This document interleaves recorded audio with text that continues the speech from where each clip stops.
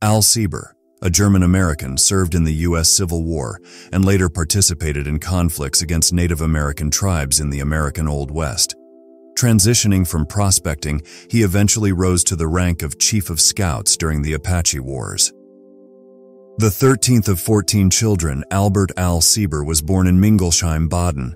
He was baptized on March 1, 1843, at St. Lambertus Church in Mingolsheim. His father, Johannes, passed away on September 16, 1845. Following the Baden Revolution, his mother, Eva Katharina, née Fischer, immigrated with her remaining 8 children, 6 had already passed away, to Lancaster, Pennsylvania between March and April 1851. Later, the family relocated to Minnesota. He joined Company B, 1st Minnesota Volunteer Infantry, on March 4, 1862, during the American Civil War. Sieber sustained severe injuries on July 2, 1863, during the Battle of Gettysburg, specifically at Cemetery Ridge. He participated in various significant battles, including the Battle of Antietam, Battle of Fredericksburg, Battle of Chancellorsville, Battle of Gettysburg, as well as the Apache Wars, Battle of Sieber Creek, and Battle of Big Dry Wash.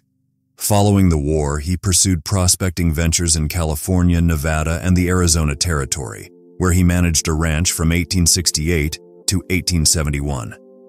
In July 1871, General George Stoneman appointed Sieber as Chief of Scouts, a role he held for a significant portion of the Apache Wars.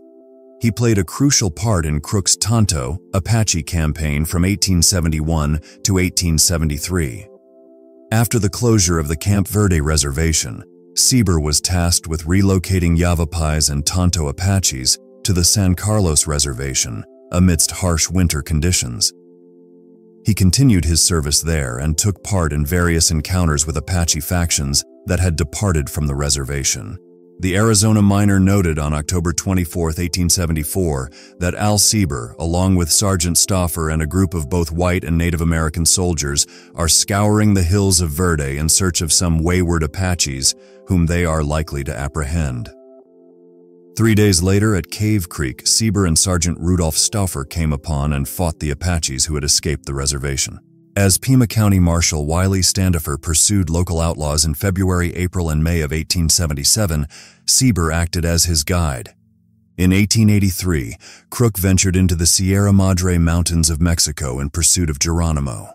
Sieber played a crucial role as Crook's primary civilian scout and also mentored Tom Horn, teaching him German and fighting alongside him during the Battle of Sieber Creek and Big Dry Wash. Sieber was not physically there when Geronimo turned himself in to Lieutenant Charles B. Gatewood and General Nelson Miles in 1886, despite his active participation in the field. Following these events, Sieber continued his role as Chief of Scouts at San Carlos for another 13 years. In June 1887, the Apache Kid, accompanied by 4 other Apache scouts under his leadership, arrives at the headquarters of the San Carlos Reservation near Globe, Arizona, after being absent from duty for 5 days.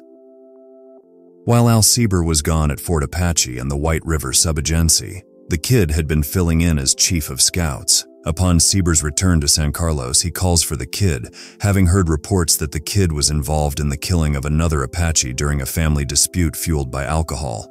The drink in question? Tizwin, a traditional Apache beverage made from the heart of the mescal plant. Upon receiving a message that the Kid wishes to hold a meeting, Sieber informs the commanding officer, Captain Francis Pierce, and 2 interpreters are alerted. As the time nears 5 p.m., Sieber and Pierce walk from headquarters to Sieber's tent, which is about 75 yards away, to await the arrival of the Kid and his group. Despite the Kid and his men openly carrying their weapons, a clear violation of camp rules, none of Sieber's party members are armed. Other Apaches from other camps begin to assemble around the tent as word of the scouts' presence spreads, and some of them are armed as well. Approaching the scouts, Sieber greets, "Hello, Kid." The Apache Kid and his scouts return the greeting and dismount, holding their weapons. Captain Pierce inquires, "Where are the 5 scouts who have been absent?" The others follow behind the Apache Kid. The Kid complies with Pierce's order and gives up his firearm. Then, Pierce demands his gun belt, and the Kid surrenders it. Placing the rifle against Sieber's tent and the gun belt in a chair, Pierce repeats the process with the other 4 scouts, who also relinquish their arms and gun belts. Pointing towards the guardhouse, the captain commands, "Calaboose!" A few of the indigenous people take off the knife sheaths and pick up their rifle belts. This is when Sieber and Pierce both see an unusual commotion. They turn to find Indians on horseback packing their weapons. Later, the assembled Apaches claim that one of the interpreters, Antonio Diaz, had suggested through Apache sign language that the arrested scouts would be sent to the island, symbolizing Alcatraz or possibly Florida, where Geronimo and other Apache leaders were held as prisoners of war. Concerned by this development, several of the disarmed scouts try to reach for their weapons as Captain Pierce intervenes, attempting to push their guns away and out of their grasp. The kid reaches for his carbine, but Sieber seizes the rifle with his right hand and pushes the kid back with his left. Unable to retrieve his weapon, the kid dashes around the tent and vanishes. "Watch out, Sieber!" Pierce shouts. "They're going to shoot!" Sieber kicks the guns toward the tent as 2 shots echo, one after the other. Sieber and Pierce dive into the tent as bullets tear through the fabric from front to back. Sieber seizes his weapon and rushes out to confront the shooters. He fires at a mounted Apache who has just shot at him. But before Sieber can shoot again, a .45-70 bullet strikes his left leg below the knee, shattering the bone and knocking him down. He crawls back into the tent as the Apaches vanish into the twilight. The sudden gunfight is over, but the harrowing ordeal of the Apache kid has only just begun. After evading capture for 24 days, the Apache kid turned himself in. He and 4 other scouts were found guilty by a military court, but due to concerns about bias among the jurors, the kid's sentence was overturned. He was freed after a 16-month sentence. Outraged citizens of Arizona demanded a civilian trial, resulting in the Apache defendants receiving 7-year sentences. During their transfer to Yuma Territorial Prison in November 1889, they managed to escape. Military and civilian authorities launched a massive manhunt to recapture the escapees. By the summer of 1890, all the fugitives except the Apache kid had been either killed or recaptured. The state of Arizona offered a $6,000 reward for the kid's capture by 1892, and several officers were tasked with apprehending him, dead or alive. However, nobody ever claimed the reward.